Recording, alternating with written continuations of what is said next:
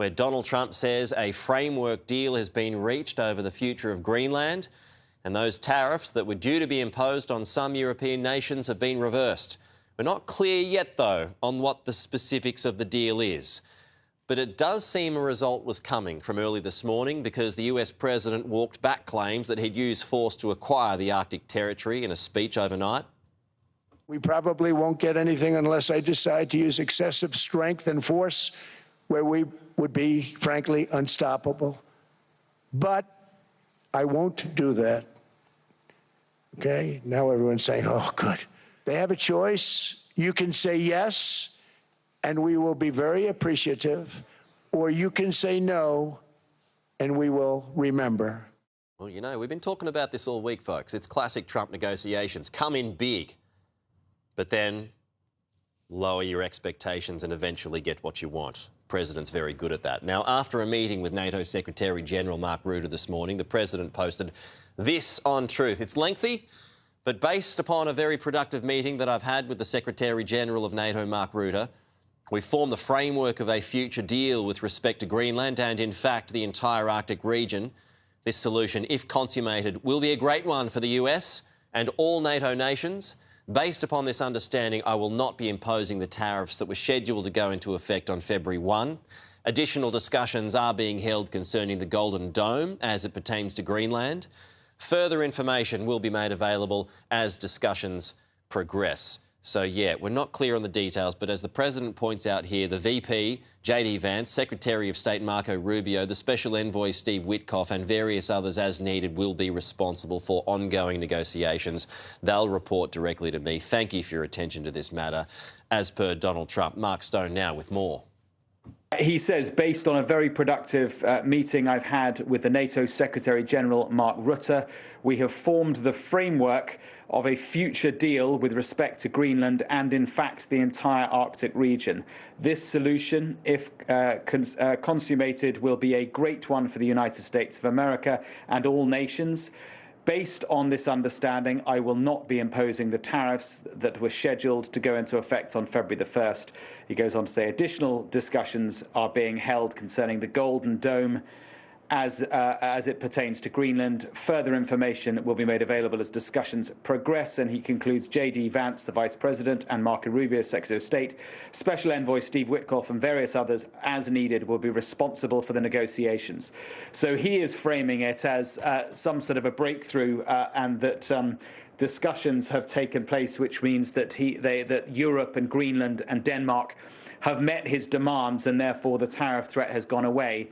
I think the reality probably is that from face-to-face discussions, not least with Mark Rutte, the NATO Secretary General, former Prime Minister of the Netherlands, of course, with whom Donald Trump has a very good relationship. He's the guy that called Trump daddy a few months ago.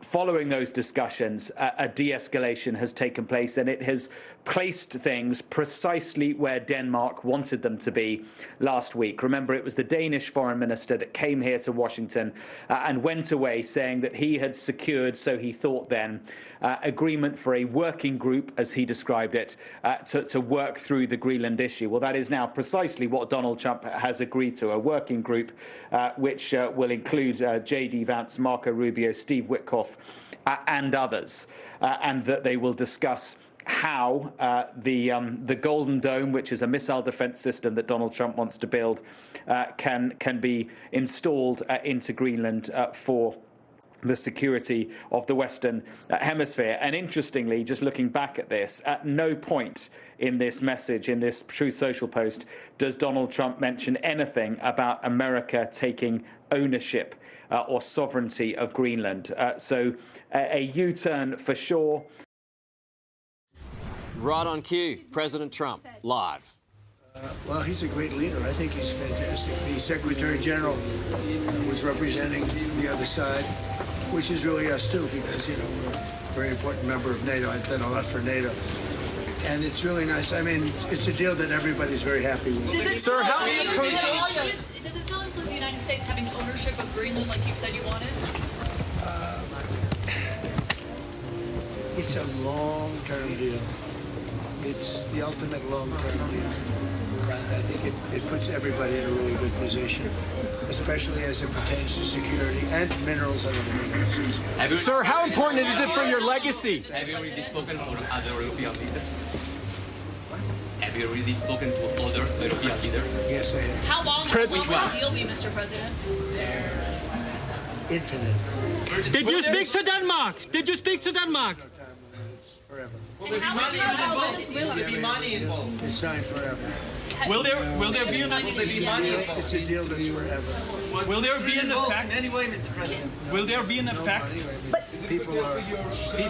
What happens is people are out there and they're working it right now. They're working the details of the deal, but it's what's called an infinite deal. It's forever. Will